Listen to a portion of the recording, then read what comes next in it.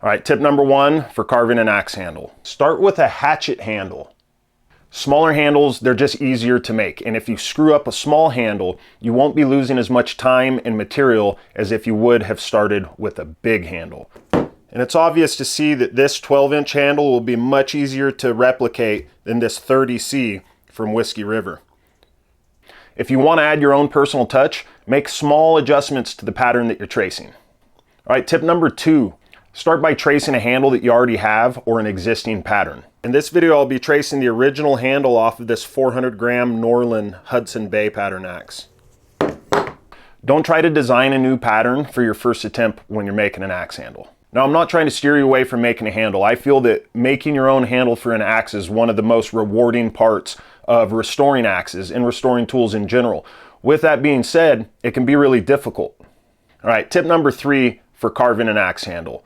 When you're tracing and cutting your blank, do the best that you can to make your blank match the handle dimensions with just 1/8 of an inch over and none less. To make this tracing process easier, I'll take a piece of duct tape. I'm basically making double-sided tape with this Gorilla Tape. Well, that's pretty level. We're gonna go with that. Now, tracing certainly can be done with a pencil, but I built this to get a more accurate trace. This little device makes it so the pencil is always 90 degrees, and it's shaved down all the way to the lead, and that gives me about 1/8 of an inch hold off of the handle.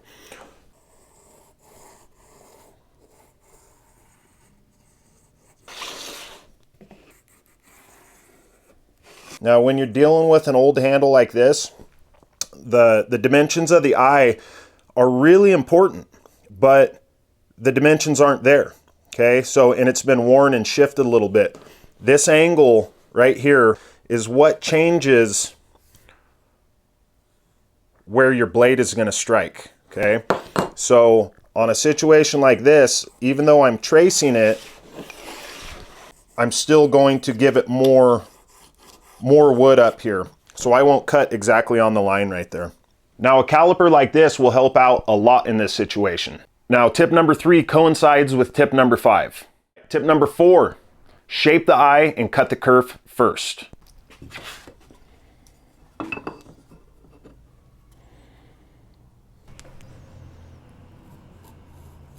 So I'm just eyeballing the center line that the kerf's going to be on. Taking sight in the bit down the handle. Make sure it's where I want it to be.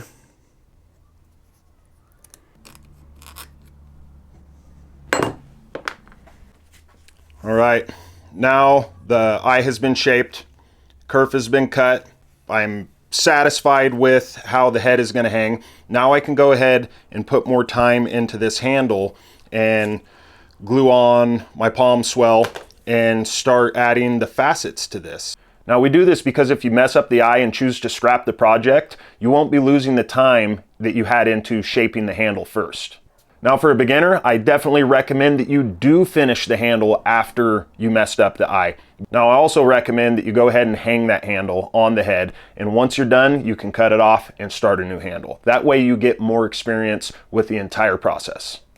All right, tip number five for carving an axe handle. Remove material in facets, okay? Think an octagon axe handle. Those are facets.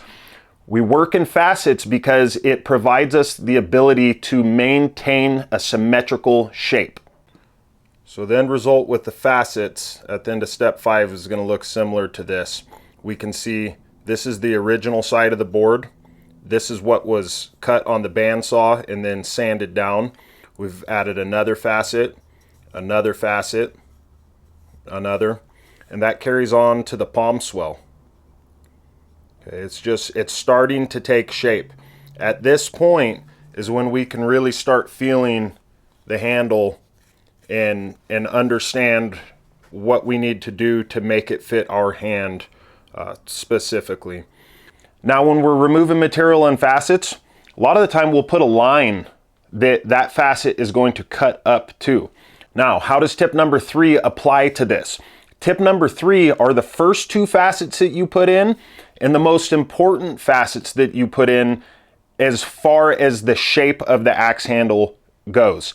If we don't get these lines to match the existing handle, that's okay. Maybe we want to change those things. But if we're trying to replicate those, we want these lines as good as they can be. So one thing to take note here, when we look at these, you can see the thickness difference. And this one's averaging right about 30 millimeters right here. And this one's almost 32. So we're a little thicker, and that's what we're looking for, because from this step moving forward, when we go to round these edges and put the final touches on this, you're going to lose some wood and it's going to thin up this way.